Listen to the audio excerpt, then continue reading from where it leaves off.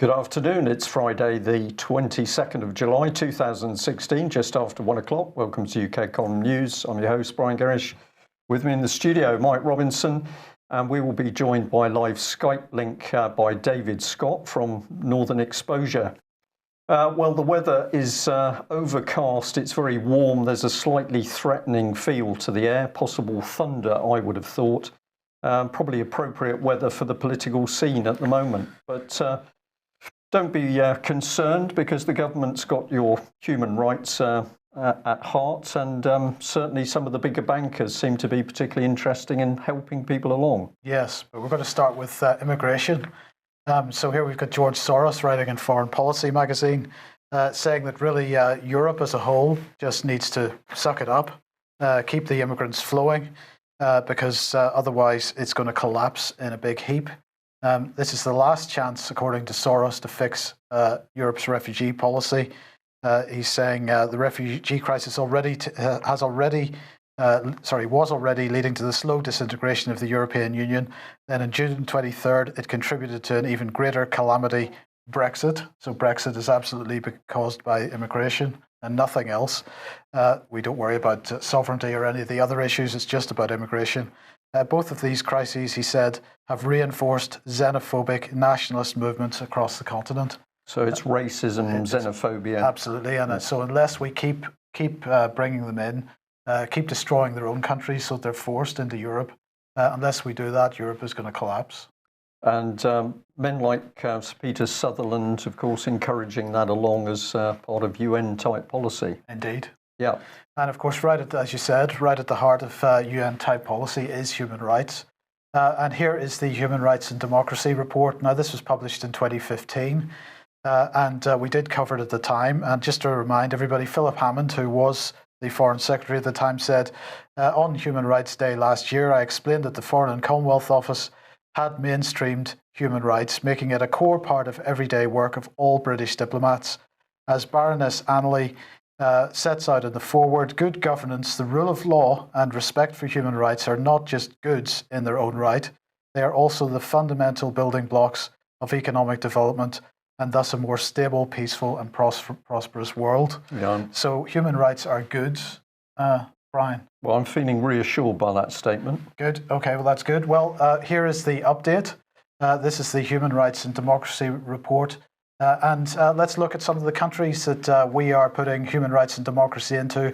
Afghanistan, Bahrain, People's Republic of Bangladesh, Burma, it goes on, Colombia, Congo, Egypt, Eritrea, Iran, Iraq, Israel and the occupied territories, Libya, Russia, of course, Saudi Arabia, Somalia, it keeps going, Turkmenistan, Uzbekistan, Venezuela, Zimbabwe. This is really encouraging, Mike, that we're helping these other countries to have proper democracies and look after people. Absolutely, absolutely. So each of these countries has had their section in the report updated yesterday.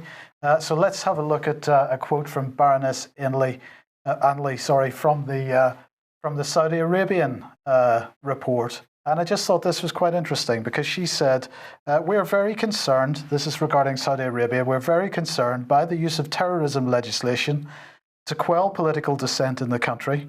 We're similarly concerned by the increased monitoring of social media and the subsequent decline in activists' willingness to exercise free speech or criticise the authorities. The UK government is a strong supporter of freedom of expression around the world. We believe that people must be allowed to discuss and debate issues freely, challenge their governments peacefully, exercise their right to freedom of religion or belief, and speak out against violations of human rights wherever they occur. So let's just remind everybody what she said here. So what she said was, we're very concerned by the use of terrorism legislation to quell political dissent in the country. So here we have Cameron just a couple of months ago stepping up curbs on what they're calling extremists with a new bill in the Queen's speech that aims to ban organisations and gag individuals. And of course, in parallel with that, we've got the Prevent strategy. And we know very well that although this is being aimed ostensibly, at least, at Islamic extremism, it's not by no means limited to Islamic extremism. They are targeting anybody who criticises the government, in any way. Including young children, of course. Yes, and in fact, and I'm sorry to put Harriet Harman on the screen, but in fact, Harriet Harman is the chair of the Joint Select Committee, and they've just produced a report today making this point exactly, that the government is not just targeting Islamic extremism. In fact, they don't have a clear definition of what extremism is. And of course, although she's not saying this, that is absolutely intentional. They intend to keep this definition of extremism as undefined as possible. So let's just run through a couple of things that she said in this report. The government should reconsider its counter-extremism strategy, use the existing extensive legal framework for dealing with people who promote violence, and introduce new legislation only if it can demonstrate a significant gap. So on the face of it, this seems like a bit of common sense from Harriet Harman, because she's saying that there's already legislation in place. But she then goes on to say, or to ask, would applying counter-extremism measures to specifically Islamic religious conservatism in the cause of tackling violence be acceptable discrimination, or would it give rise to justified grievance? The most precious asset in the fight against terrorism is the relationship between the authorities and the Muslim communities of the country. We must guard against any undermining of the relationship. She goes on to say, we are concerned that the government should not use ill-defined civil orders, breach of which is a criminal offence, as a means to avoid having to make a criminal case to the requisite standard of proof. The government has drawn attention to the precedent of other civil orders, but here the prohibited behaviour, extremism, is not properly legally defined and is not clear-cut criminal offence in its own right.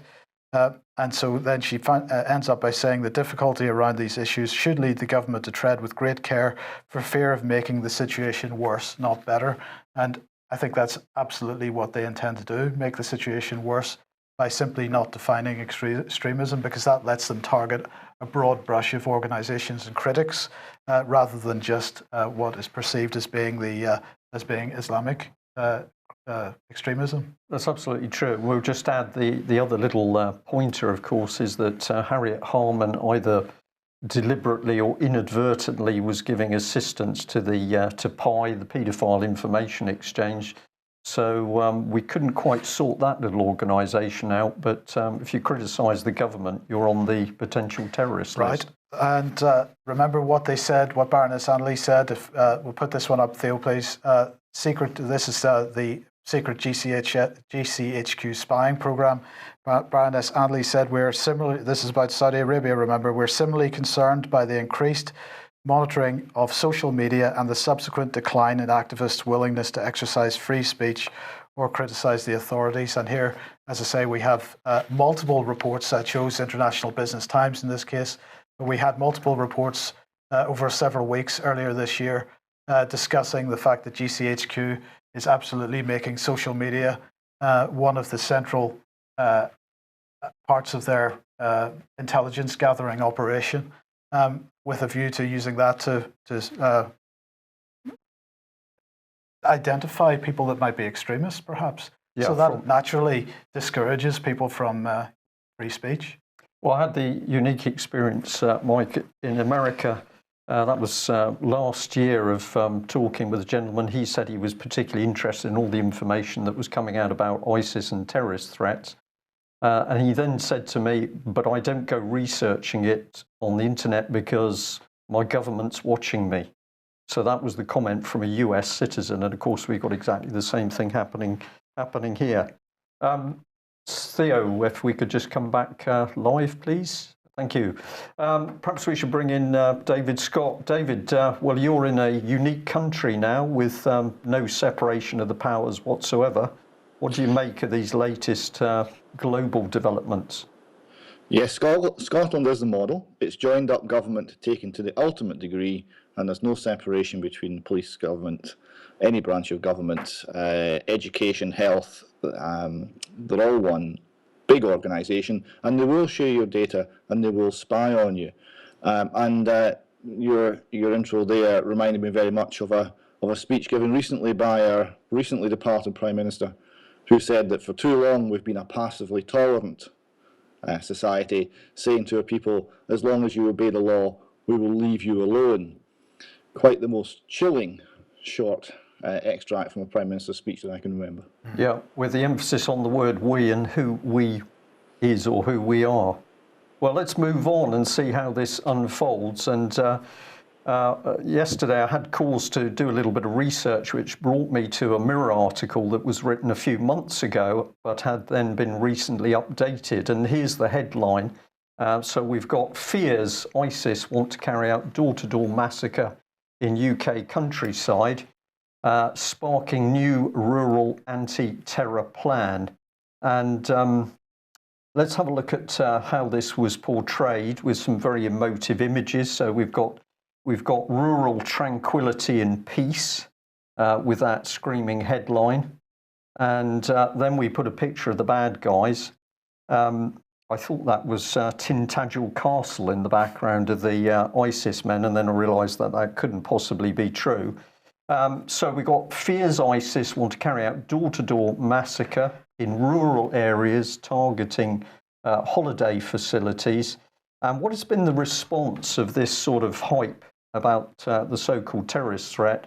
Well, we understand that there's to be a 143 million intelligence gathering base, which is located in the southwest region. I'm deliberately using that phrase because we've got it integrated with Devon, Cornwall, Somerset, and part of Gloucestershire. Now, where did this story come from? Where did the information come from that ISIS was about to attack Cornish and Devon holiday villages? Well, we bring in this man. He is part of the European Strategic Intelligence and Security Centre. His name's Claude Moniquet. And he had this to say, really, that they favour off-the-radar attacks in areas where police forces are equipped with fewer resources. The jihadis want to target people in their houses, somewhere people think of being safe. So this is fear rhetoric, fear, fear, fear. The great fear, and it's something that's been taken increasingly serious, is that terrorists want to hit a remote country, town or village and go from house to house shooting people. So this man clearly has got some very accurate information. What we've drawn from that message is that IS wants to kill people in their homes. So who is Claude? Well, he set up his own little intelligence organisation. You can go and have a look at it. Here's ESISC, and you can have a look at his CV, which is pretty short. We'll blow it up a bit on screen. And what we discover is that he's a journalist. He's a journalist.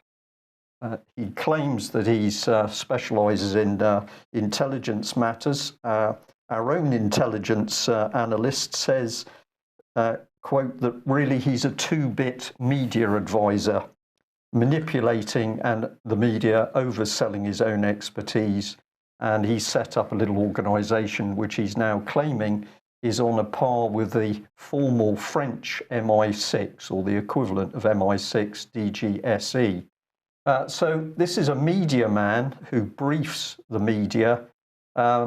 Has he got any real intelligence? It doesn't appear so. Has he got any real qualifications to push this and sort out what the British should be doing? None at all. So we are all going to be murdered in our beds by ISIS. A French journalist says that we should do something about it. I think we can now show people what's going to happen. Yes, so video one, Theo, please. Yeah, so here we are. This was the UK Column office yesterday. And oh, look, there's two nice police gentlemen. Now, in fairness to them, they did come about 30 seconds before this happened to warn us that there would be some kind of operation going on. So there they are. They don't seem to have any identifying features other than the word police on their backs. Jeans and T-shirts. Jeans and T-shirts. Advertising a variety of products. So let's look out the front. Oh, look, there's lots of them. All of these men are armed with automatic weapons. And so this was after after whatever they did in the building across the street. And there we go. Automatic weapons being loaded back into their trucks, into their cars, sorry. And really, what can we say about that, Brian? This was pretty spectacular. They're running armed exercises in a disused building across the street from the UK Column office. Amongst the general public. Well, what was really fascinating was that they were still standing around in the street with their weapons as all the children who come for the local dance class next door to us were arriving. Yeah. They didn't seem terribly concerned about it. And actually, they didn't seem, when you spoke to them, they didn't seem to really understand the point that was being made. Well, the key point that those policemen didn't understand is when I said to them, "You're unidentified," and they said, no, because we've got police vests on saying police. And I said, "But you're in plain clothes and you have no identifying name. You certainly have no identifying number. So therefore you're secret." And he said, "Well, we're not secret. We're Devon and Cornwall Police." And I said, "But you're secret because I have no idea who you are." And then I stated, because I think it's very relevant, that 20 years ago I was one of many service people who thought they were defending Britain against the Eastern Bloc, where we saw armed police lifting people in the middle of the night, torture, intimidation, and this sort of threat to the state on the streets. And clearly this man couldn't grasp the fact that he's there in more or less jeans, flip-flops and a T-shirt with an automatic weapon on Britain's street. And who's he protecting? Because I didn't get a comfortable feeling by these men. And all they kept saying to us, well, of course, the terrorist threat, the terrorist threat. So heavily reframed individuals. And let's emphasize that point by just bringing in a story from America where we have yet another... Well, just before you do that, I just want to mention the building that they were using is owned by the City University of Plymouth. Now, I spoke to them yesterday afternoon and asked them how much they were renting this building to the police for, yeah. And they said, well, in fact, we lend it to them for nothing, for community engagement purposes. Yes. Well, they were certainly engaging the community. Yes. But what an extraordinary sight that you're on an industrial centre in Plymouth, and all of a sudden, out of plain cars, civilian cars, armed men get out with bootloads of equipment. Now, presumably they're armed with blanks, but who knows what they actually had in the cars. If there was an incident, presumably they've got live ammunition as well, and they're calmly walking around a public area without any proper advance notice. Well, the other thing that the university media team said was that the police had promised that if they broke any windows that they would fix them. Well, that's pretty good. But if we come back to the analysis, where has this come from? It's come from a so-called ISIS threat. It would appear from a French journalist. Now, take this incident. This is yet another one in America, where we have the man in the yellow who's lying on the ground with his arms up is effectively a carer for mentally disabled people. So the gentleman sitting down has some mental problems. The carer had told him to get on the ground because the police were there. He then lay on the ground and he said, "I put my hands up in the air to make sure they knew I wasn't doing anything funny." The policeman then fired shots at him, luckily only hit the man on the ground in the leg. That's the man with the yellow top. And he says to the policeman, "Sir, why did you shoot me?" To which the policeman replies, "I don't know." And we're saying, but don't worry because everything is okay. Now, what we're getting at here is these policemen in America are obviously so heavily reframed, they don't know why they're shooting people. But what do the police then do? If you follow this story through, they then claim that really they thought that the mentally disabled man was the problem and that he was going to shoot his carer. So they were trying to shoot him, but they missed. So we now have American police who are so well trained, they don't know why they're shooting, but when they do shoot, they miss and hit somebody in the leg by accident. So when you raise concerns with a British police officer yesterday and he doesn't understand what you're talking about, this really sums it up. They've been reframed, yes. And this is the most frightening thing. We are dealing with armed British police who seem to think that the wider public are the terrorists. And can these men really distinguish between innocent civilians and terrorists? I very much doubt it.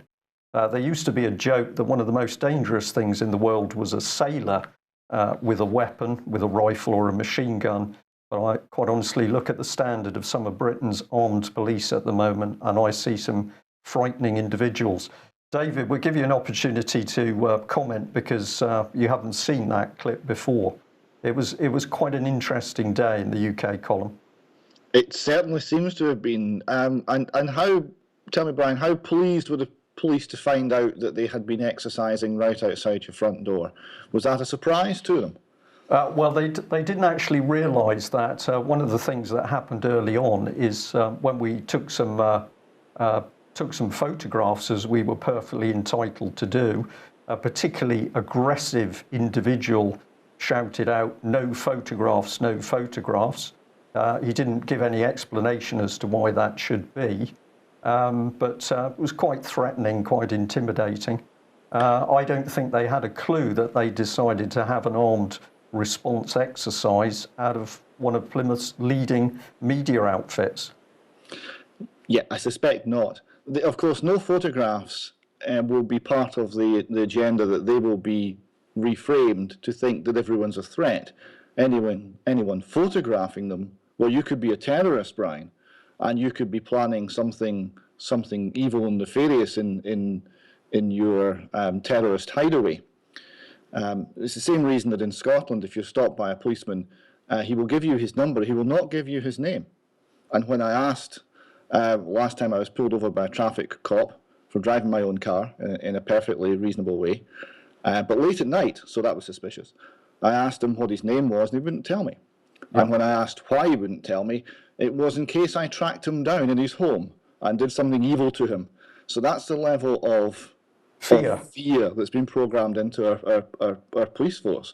These are people who should be part of the community and respected and protected by that community, and they've been told that they're the target. They've been told it's us and them, something you see very much more strongly in America, but sadly it's coming here too.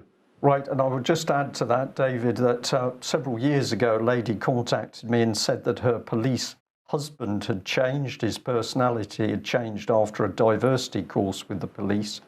And she said he used to sit in front of the TV screaming at the TV, "You see those people, that is what we have to deal with. Those are the people we have to deal with."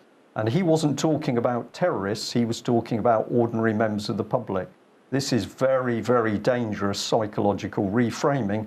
And of course, it's no accident that we have a lady psychologist heading up the police training organisation, nor the fact that political charity Common Purpose has been training police, nor the fact that we've got trainers using NLP on police. Dangerous, dangerous stuff. And now we're saying, well, it's not just UK column reporting, other media sources talking about this sort of stuff.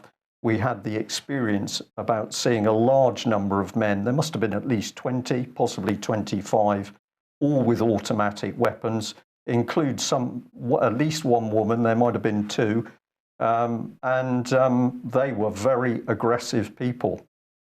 Where does it lead? Well, I think you've got the quote. Not mine. Well, it's David's quote, but if we pop it up on screen, we'll bring this in. So, terrorism, as defined by the Oxford English Dictionary, is defined as government by intimidation. And somebody put the edited bit on it. The awkward moment you realise your government is a terrorist organisation.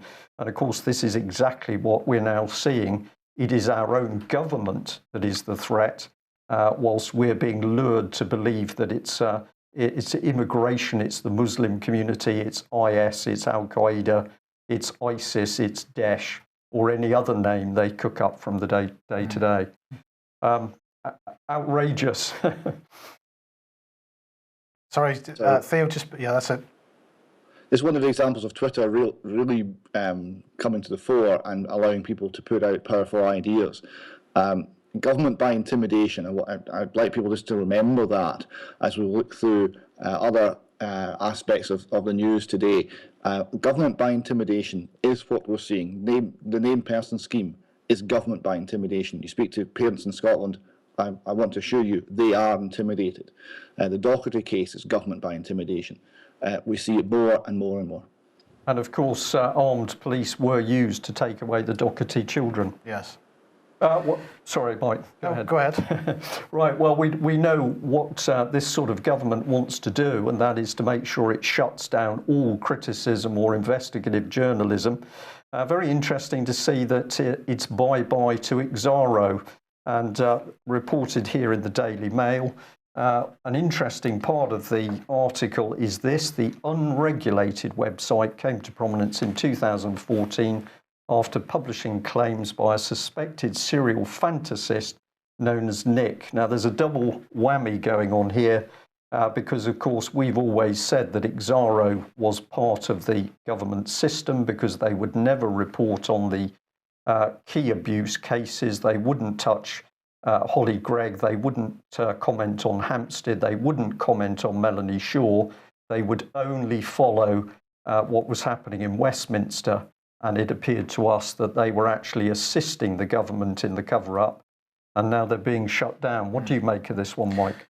Well, as we said yesterday, there seems to be quite a lot of vitriol within Exaro itself, and whether there were multiple factions going on between the Henke side Brigade, and others. It did always fascinate us that they focused on certain cases like Nick. And ignored all the rest of the people coming forward. So anybody with stories which could easily be verified were absolutely ignored. Yeah. So we'll continue to follow that through, but we think there's a lot more interesting information coming out, particularly from the Westminster end, about child abuse. Well, probably a good time to bring in Boris, because he's now discovered that there's been some very naughty people in foreign embassies. We've got indecent images, trafficking, we've got abuse, we've got actual bodily harm, a mere $500,000 in unpaid parking fines, to which we basically say sounds just like the standards in Westminster. So I hope Boris is going to be fair. David, you were keen to get this one up. It's pretty outrageous, this, isn't it? The public is just being told to enforce one set of moral standards while these future leaders do as they please. Yes, I couldn't give two hoots about the parking tickets, but if we've got people in embassies representing this country around the world who are engaged in indecent images of children trafficking, sexual abuse, and using UK diplomatic immunity to escape justice, I would like to see my government step in and stop that and see some of these people, all of these people, tried in a public court to meet their accusers and hear the evidence, and if they're guilty, to go to jail, diplomatic immunity or no diplomatic immunity, because it does not give you the immunity to rape and engage in abuse of children. Of course not, but what's happening north of the border, and you are the main man in exposing this at the moment, we've got this remarkable situation with the Scottish Child Abuse Inquiry.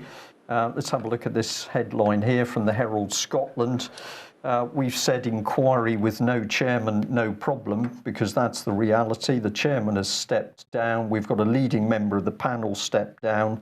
Why? Because the government is interfering. What do? Carry on regardless and continue to claim that the inquiry is independent. It's just remarkable. I am lost for words, really. What else can you say about this? It's a government cover-up. It's a government control of a child abuse inquiry. Why? Because the Scottish government is obviously protecting its own. £1.8 million so far, and it's early days because we haven't really inquired into anything yet. So we're getting through the money. They're able to spend the money without any problem. What the government inquiry, and it's very much a government inquiry, is not able to do is actually inquire. We've obviously had some people in charge of this inquiry who have been honest and have had integrity, and they've looked at what the government's been doing, the Scottish government's been doing, controlling the information into this inquiry, and they felt they had no alternative other than to resign due to government interference. And yet the government, on we go, there's nothing to worry about, everything's fine, we'll continue spending the tax money and we'll continue not inquiring into child sexual abuse. and then we'll spin a narrative at the end of it that will say to everybody, it's fine, it's all in the past, but lessons have been learned. Right, lessons learned, but meanwhile we've got the Scottish Government simply stealing people's children, Brian and Janice Docherty, stealing their children and then saying basically nothing to worry about. You've got another telephone call that you made here to one of the NHS team that passed judgment on the Dochertys. Shall we play that recording and then let you I'll give you a quick intro. Okay. This is Phyllis Smart. Phyllis Smart works for NHS Grampian and is a consultant nurse and specialist in the field of child protection. She was brought in apparently at the insistence of Police Scotland to write a report on the Dochertys. And this report, the Dochertys have never seen, so we don't know exactly what's in it, but it seems to be very damning, and it has led to a lot of the trouble they've had in Ireland. However, there's some interesting things here. Phyllis Smart never met the Dochertys. Phyllis Smart never met the Dochertys' children. And Phyllis Smart apparently has accused Brian Docherty's father of being a paedophile and being allowed access to the Docherty children. This is particularly surprising, as at the time this accusation was made, Brian Docherty's father was more than 4 years in his cold, wet grave and could be abusing nobody. So we seem to have incompetence, we seem to have no pretense of any proper investigation or inquiry, and then writing a report that blights a family's life. We have got very callous action by the state against individuals, and we have to remember it could be any of us. So this is how the person who's responsible for this reacted to a few very simple, very polite questions.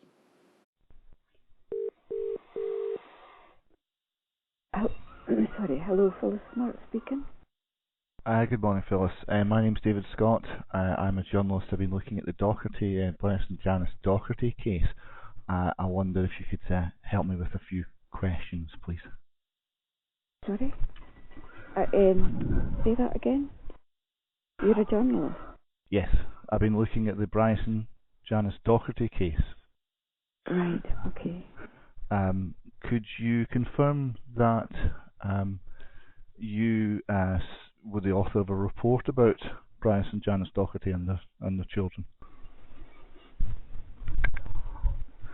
No, I don't think I can. No. But are you saying you weren't the author of a report about them? I think I don't generally speak to the press, that you need to go through our corporate communication people for NHS and go through that one. What the Dochertys are telling me is that you authored a report about them and their children, but you'd never actually met them. Could you comment on that? I think you need to go through our corporate comms. I'm sorry, I can't comment on any work that's related to NHS Grampian. You need to go through our corporate comms. Can you tell me, was it Police Scotland that asked for this report? I can't comment, I'm sorry, and I'm going to have to put the phone down now. Okay, thank you, goodbye. Bye. So we have the lady there responsible for so much pain and suffering on the part of two of her fellow Scots, completely unwilling to provide any information, to back her decision, to justify her decision, to engage with the public in any way, shape or form. We don't answer questions in the New Scotland, we simply defer questions to somebody else. We'll come back in 20 days and we'll not tell you the answer then either. Well, David, that sums it up completely. What a remarkable lady. Sounded like Dr. Finley's wife to me, for those of a mature age. But running very scared, runs back into the system to hide. But this letter that you sent through to me recently, now people are not going to be able to read it while we're reporting on it, but of course you can always freeze the screen. We'll just bring it up on screen and then I'll get you to comment. But what this shows is what we've given as the headline: we've stolen your children, but we are not responsible. This is the most incredible letter to do with child protection matters I think I've ever seen. And the implications are truly astounding, because they are saying, the Scottish Government is saying, we can simply come along and take your children, and if you want to complain, we understand that, go to the complaint system, but we don't care and we are above the law. Have I got that right? That's pretty much it. We don't engage in interfere in individual cases is the excuse, or one of the excuses. The other one is data protection. We must protect the data.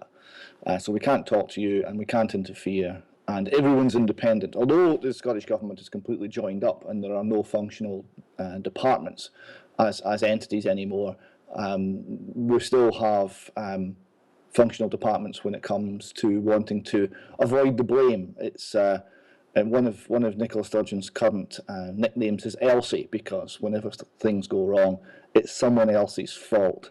So she's saying, well, you have to go to Police Scotland, you have to go through the normal complaints procedures, which are, of course, hugely skewed against the individual and in favour of the establishment.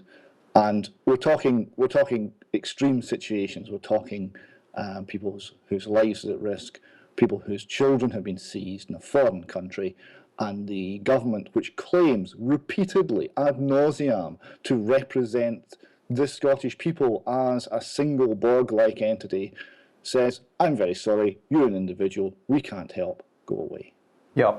Now let's reinforce that. You found this excellent cartoon from Alistair McConaughey, who I think I might know if it's the same gentleman. Well done, Alistair, because this is truly wonderful. So let's have a look. He's got Nicola Sturgeon, and she's saying, as First Minister, I have no legal authority to speak, act or legislate on reserved matters related to the Constitution, such as the British Union, or foreign affairs, such as membership of the EU. And however, that won't stop me, because I know I can rely on the sycophantic media in Scotland to cover up this legal fact for me, and I know the opposition is too confused to point it out. And the meat of this is the Scotland Act 1998, which actually says that the First Minister is not able to do that. Yes, when it comes to reading the acts that they are bound by, these seem to be optional extras with the Scottish Government at the moment. It's a rare day where somebody in the Scottish Parliament stands up and actually reads the Act and forces, or tries to force, the government to engage with what the actual words really mean. There's one professor of law, Professor Tompkins, who occasionally has done this, but he's very much on his own, because you understand, Brian, words having meanings is a very old-fashioned concept. Let's concentrate on emotion here. And we have an emotion here which is called grievance. So we're going to run with that. And the actual letter of the law, we're not so interested. Not so interested. Well, a wonderful letter that you discovered into one of the Scottish papers here, where a gentleman is complaining that basically the nationalists and Nicola Sturgeon are reading his mind. She knows more than he does. You able to take us through a little bit of this one? Well, yes, he points out that she is saying how he voted and why he voted, and the fact that he voted when he voted a particular way in one of the referendums, it was a vote against Trident, and he actually didn't remember voting against Trident. In fact, thinks that it's helped keep the peace, and that weapons that we don't use are in fact the best sort of weapons to have, because we don't want to be killing people, and we don't want our people to be killed. So he's pointing out that all of these things that Nicola stands up and says the Scottish people as a single collective entity think, he doesn't think, and he would rather that she recognises this. Right. Well, we just bring this this slide up on screen. This is just part of the vote in Scotland on Trident. So 43% voted on keeping it. And this is illustrating the point that what's coming out of the SNP doesn't reflect what people are actually saying.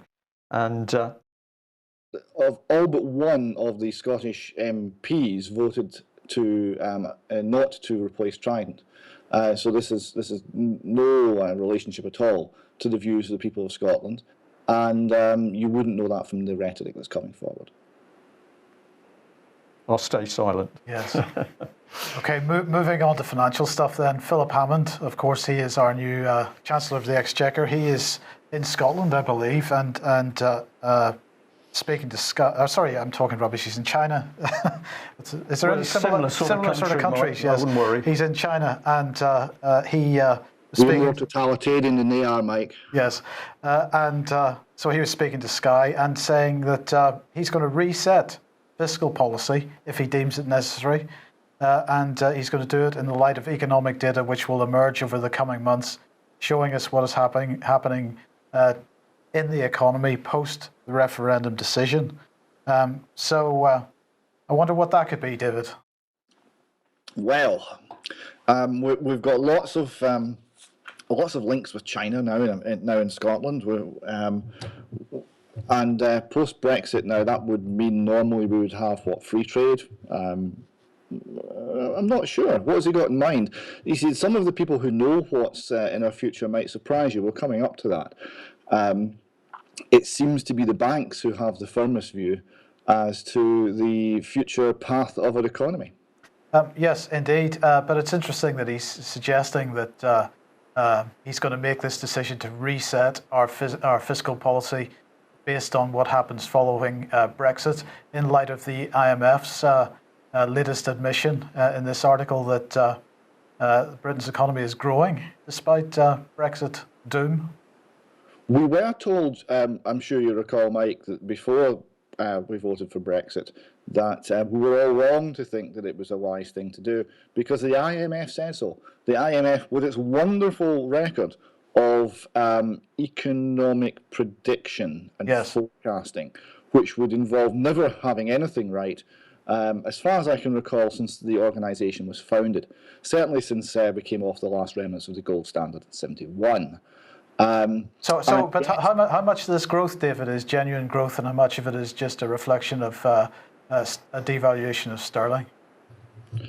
I don't think that's hit yet. I think what we're seeing is sluggish growth, and what we're about to see is a major economic downturn, which will be worldwide, because the problems which caused the difficulties in 2006, 7, and 8 have not been solved. They've simply been pushed along, kicked down the road, and made worse by lots of money printing, and none of the structural problems in the economy have been solved. So we are, as an entire economy, as an entire world economy, we're in very, very dangerous waters. Right, well, I thought I would include this one, especially for you, because this is the NatWest. I'm sure a lot of people have received these by now, but I just wanted to highlight this nonetheless, because we've been talking about negative interest rates for quite some time. So what is NatWest telling people? Well, they're telling people charging you interest on credit balances. Global interest rates remain at very low levels, and in some markets are currently negative. Dependent on future market conditions, this could result in us charging interest on credit balances. We will provide you with the appropriate notice before doing so, should the situation ever arise. So here is the warning, if you haven't received it yet, that if you have money in the bank, that the banks will soon be charging you interest on keeping that money in your account. So what do you make of that then? Isn't that interesting? Now, how will that work? I put £100 in a year I get less out. If I put it under the mattress, I still have £100. So how are they going to stop me putting it under the mattress? What's the mechanism? And the more negative interest rates become, the more that mechanism is going to have to be beefed up. Well, I'll tell you what the mechanism is. The mechanism is that they don't have the cash to give you if you want to withdraw it. So they're going to put more and more draconian situations in place to prevent you removing it. Already, if you go and ask to take your money out of the bank, They're asking what you want to use it for and a whole host of other questions. So whether it's money laundering or some other excuse, they will prevent you taking it out. That must be, or we have to have digital currency. Or, in fact, some people have even suggested that the pound notes are going to be time limited, and every now and again they're going to be reduced to their intrinsic value, which is, of course, nothing. Can I just say, somewhat cynically, well, the cashless society, David, of course, allows the banks to put the ones and noughts into the computer in the first place. You can then earn those ones and noughts, and then you can put those ones and noughts back through into the bank's computer, and then they can subtract from those digital figures as much as they want when they want, and you can't do anything about it anyway because you haven't actually got any money in your hand. Correct. So cashless society seems to put the banks in control. I think that's about right. The banks and the regulatory governments, because if you are maybe running a television news show which is talking about unpleasant facts and filming police exercising outside your property, even when told by a grumpy policeman not to do so, you could find that your account is suddenly turned off. I'm sure they'd never do that, would they? We'll move on. We'll move on. What's next? Scotland expected to vote for independence and introduce its own currency. Are we going to get a currency in Scotland? A euro, perhaps?